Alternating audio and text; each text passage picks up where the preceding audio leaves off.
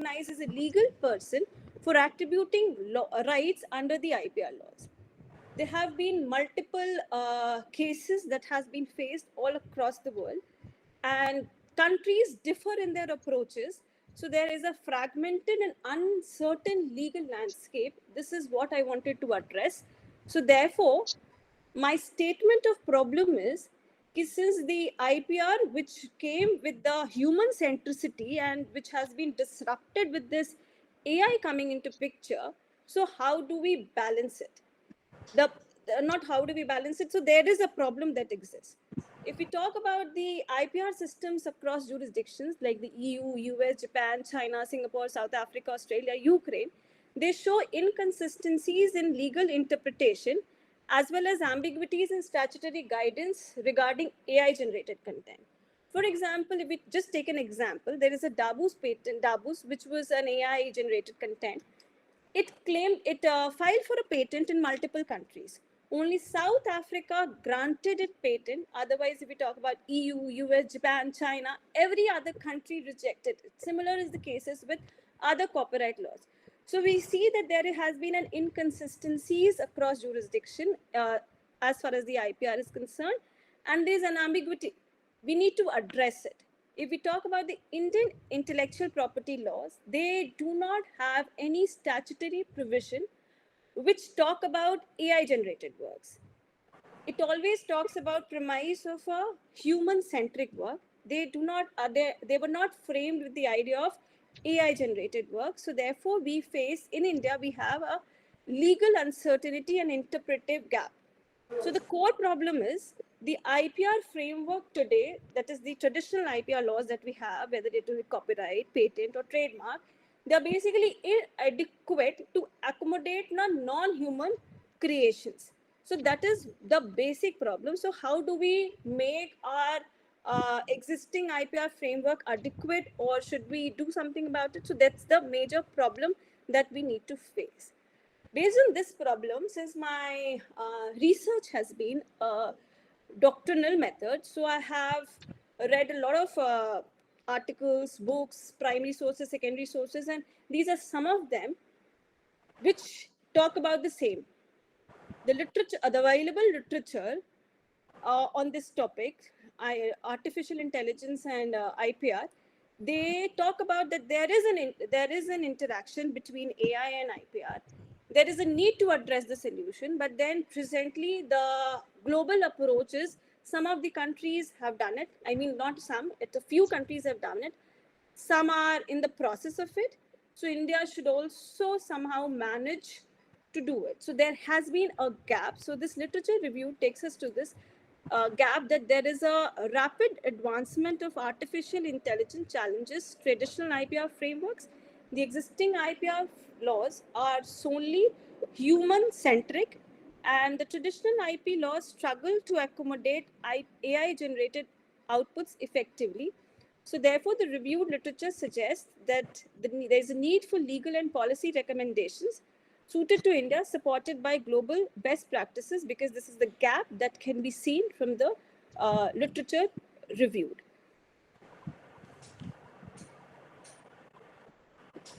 I have formulated 4 research objectives. The first is to study the legal challenges and emerging issues related to artificial intelligence within the intellectual property laws, copyright, patent, and trademark frameworks of selected jurisdictions, namely the European Union, United States of America, Ukraine, Japan, South Africa, Australia, Singapore, China, and India. The second research objective is to critically analyze the inconsistencies, inadequacies, and gaps in existing IP laws of India concerning AI generated creations.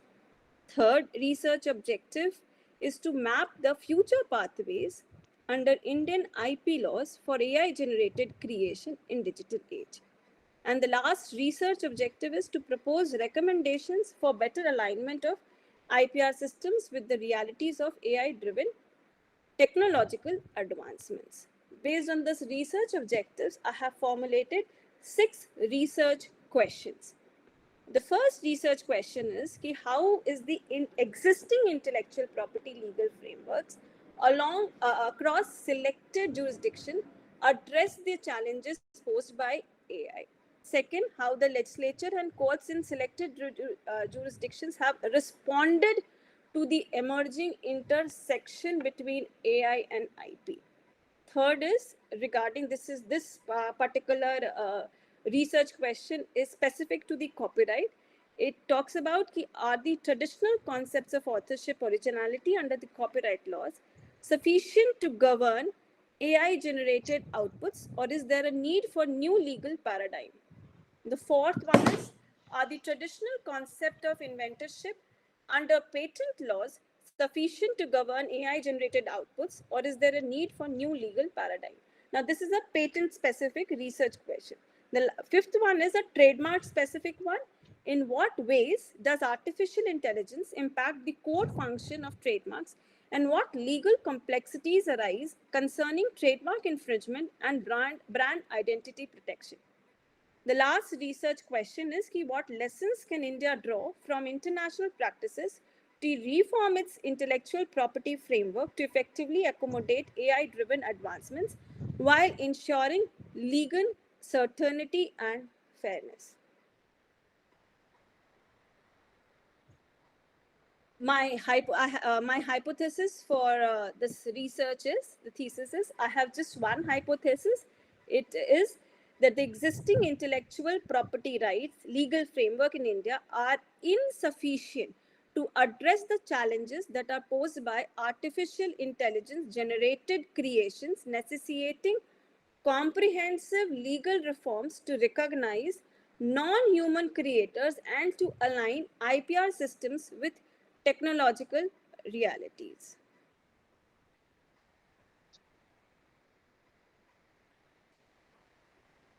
The research methodology. Now, in this particular research, the researcher has adopted a doctrinal research using descriptive and analytical approach to understand the interrelationships between the artificial intelligence and the intellectual property laws. The researcher has basically dwelt upon statutory interpretation of the relevant provisions along with the case law analysis to find out the legal principles, trends, and doctrinal shifts. The researcher has engaged in comparative legal analysis by studying legal instruments of selected jurisdictions. The researcher has drawn from both the primary sources as well as the secondary sources for this research. The scope and limitation of my research is, number one, the research is limited to doctrinal method, employing descriptive and analytical approaches, and there has been no empirical evaluation for critically examining emerging legal challenges posed by artificial intelligence in the realm of intellectual property rights. This is solely a doctrinal study that I have conducted.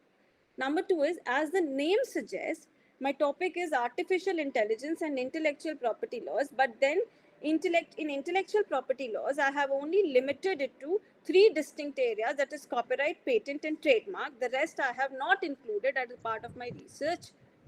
Third one is, the scope of this study is confined to analyzing only selected jurisdictions. Now, the selection of jurisdiction is not random. Rather, I have studied the legal developments, rather judicial developments that has happened in all these countries, whereby there have been applications for AI generated either copyright cases or patent cases or trademark cases that have been there. And accordingly, I have selected these jurisdictions: China, United Kingdom, US,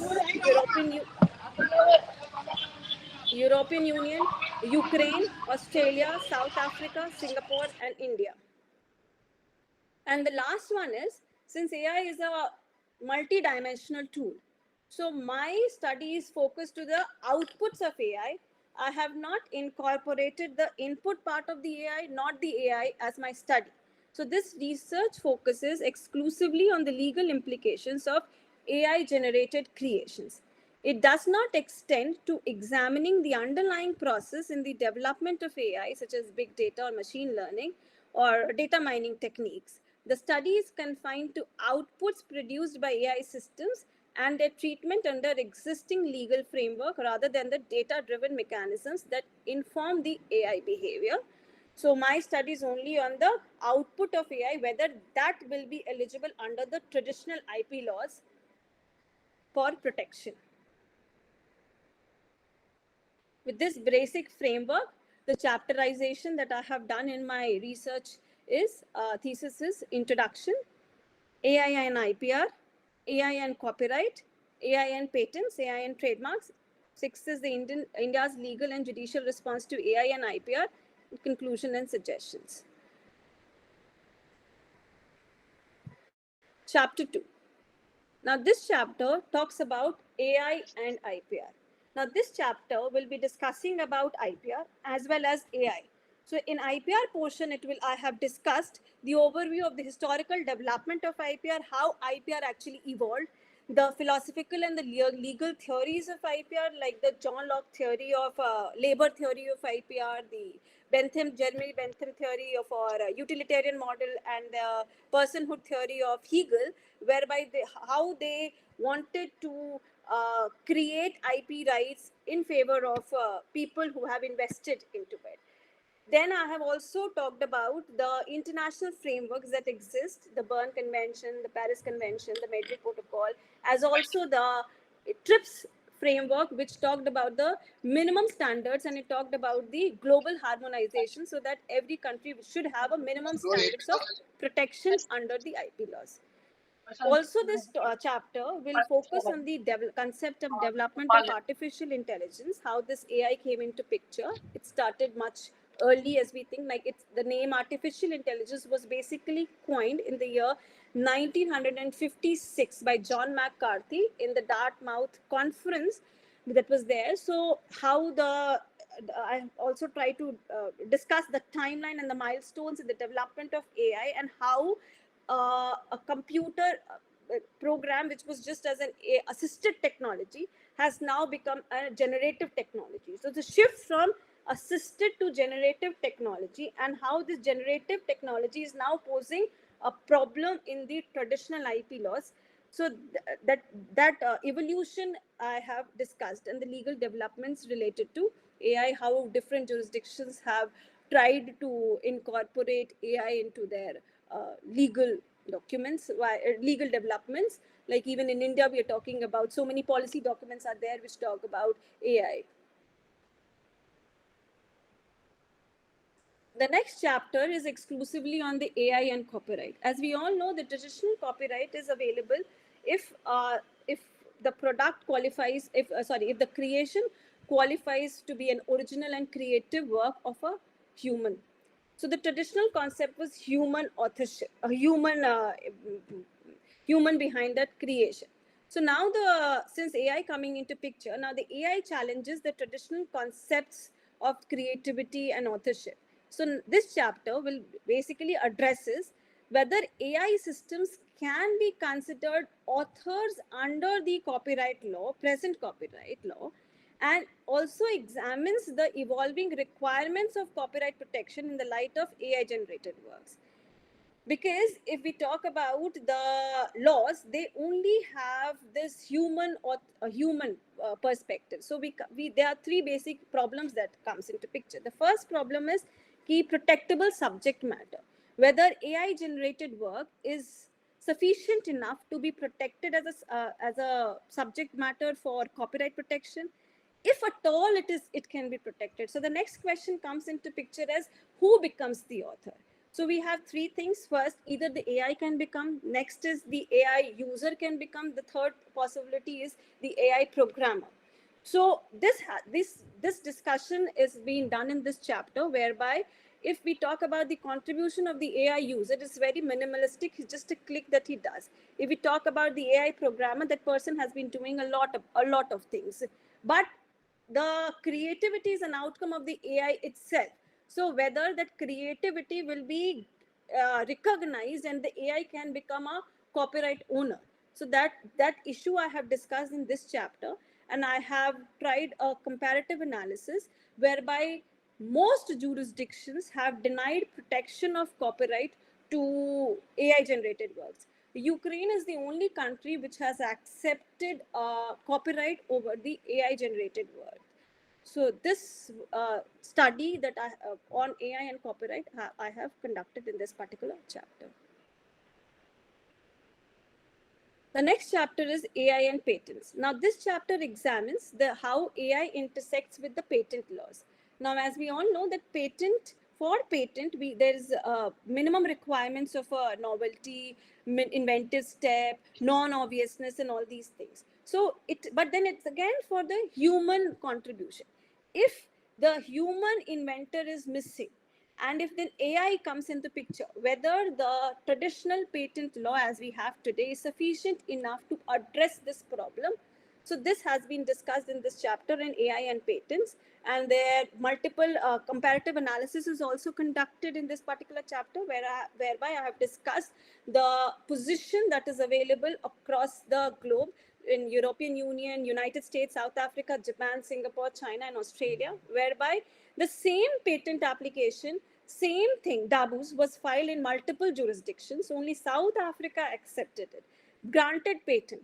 But the other countries, EU, US, South Africa, Japan, China, Australia, Singapore, they all rejected it. They simply stated that we will only grant patent whereby it is just AI is just used as an assisted technology, not as an generative technology. If we talk about generative technology, then AI will then patent shall not be granted over AI. So in this chapter, I have undertaken a comparative analysis as well as various case studies I have done in this chapter to see and evaluate the real world challenges in patenting the AI driven inventions. The next chapter, chapter 5 of my thesis, it talks about AI and trademarks. Now, this chapter discusses the impact of artificial intelligence on the traditional trademark law. It considers whether AI can challenge the traditional notions of brand identity, consumer confusion, and trademark infringement. So the Trademark Act protects against consumer confusion. Number one is against consumer confusion as a key infringement standard. But if we talk about AI-driven platforms, they influence the consumer decisions through automated suggestions, voiceover, and personalized ads. So this type of infringement, the trademark law the present trademark law is silent upon it. So this kind of development also needs to be addressed in this era, whereby the interaction between AI and trademark also needs to be addressed. Another issue in this in AI and trademark is the bidding. The AI tools bid on competitors' trademarks as keywords in advertising. So this challenge also do not have any solution in the present trademark law. So this also I have discussed in this particular chapter, the issue that has come up in the light of AI in the field of trademarks. I've also conducted a comparative analysis of the trademark systems of US and EU, and this chapter also evaluates whether current trademark laws are adequate to address the challenges that are posed by AI in trademark creation, use, and enforcement.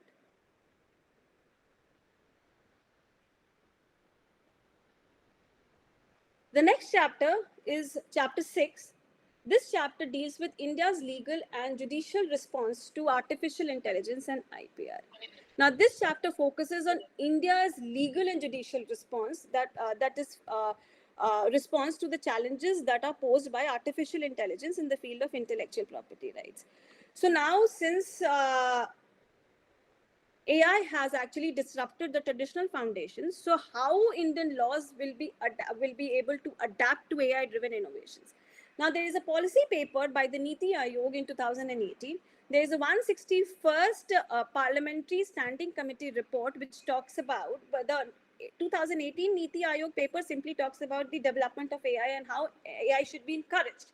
But the 161st Parliamentary Standing Committee report talks about AI and IPR, and there has been a recommendation that the IPR laws should be streamlined to address the challenges that are posed by artificial intelligence in the present times, because we need to address the problems, or rather there's a need to address the artificial intelligence issues in the present times. So this chapter addresses the current legal frameworks, identifying gaps and inconsistencies in addressing AI related IPR issues, and the efforts done by the government in their statutory framework, or not statutory framework, but the policy guidelines, because we're still in the nascent stage, we're still working upon it. And probably the government has also issued in 2024 uh, mm, uh, this one, the report, which talks about that we should be streamlining our IPR laws according to the pressing needs of artificial intelligence. The chapter 7 is the conclusion and suggestions. So in this chapter, I have summarized all the chapters. And then, since the present IP laws, if we talk about copyright, if we talk about patent, if we talk about trademarks, they fail to address the issues that are being posed by artificial intelligence. So therefore, my hypothesis that the present traditional laws are insufficient to address the AI driven issues. So therefore, my hypothesis gets proved, and therefore there is a need to align the Indian IPR laws so that they are able to address the issues posed by the exponential growth of artificial intelligence. So my suggestions in this chapter is that there is a need for alignment of IPR frameworks to the AI-driven realities. There has to be a creation of balance, ingenuity, and technological advancement, and clarity in IP laws for AI advancements. So one of the major suggestion in this research is that there needs to be recognition for the AI work. Now, this recognition actually has to be done, but it has to be done keeping in mind that it should not stifle the human creativity. Because if we talk about AI, then it will be much easier for an AI to go on with creating creativity. So that standard and human creativity will never match.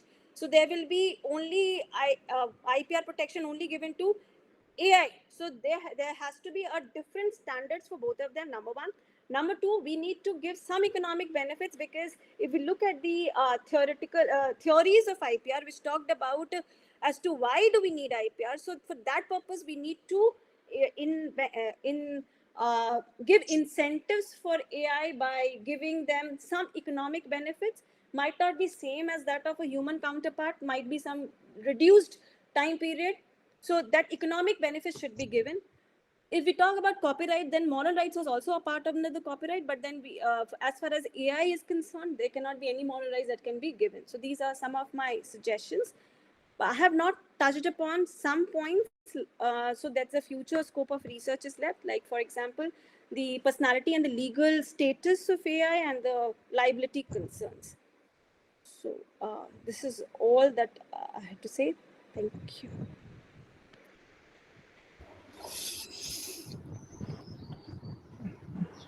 Thank you, Kisle, for that time-bound presentation. I have a couple of observations. Yes, ma'am. Uh, from your last slide, if you say that you have not included personhood and criminal liability, that would be in limitation. So why are you So talking how that here? Okay, first? I thought, I mean, few. So the I'll, moment you say conclusion and suggestions, and in the beginning you have limited your research that नहीं you है. are looking into this हाँ है. aspect, and if you're not looking into liability, and if you think that you need to bring it to the fore, put it in the limitation part that for the purpose of this research, the liability part component has not been touched upon. okay, ma'am. Because the conclusion is of your entire research. You would not be towards the end saying that I have not done this, I have not done this, I have not done this. Okay, ma'am. All right. So हाँ. it's always advisable to keep it in the limitation part and need not talk about future scope of research Okay, ma'am. in the conclusion part. What I would certainly look forward to, given the comprehensive quantum of subject and content material that you happen to have, that if you could come up with some draft legislation or draft provision that this modification would be most appropriate in current situation.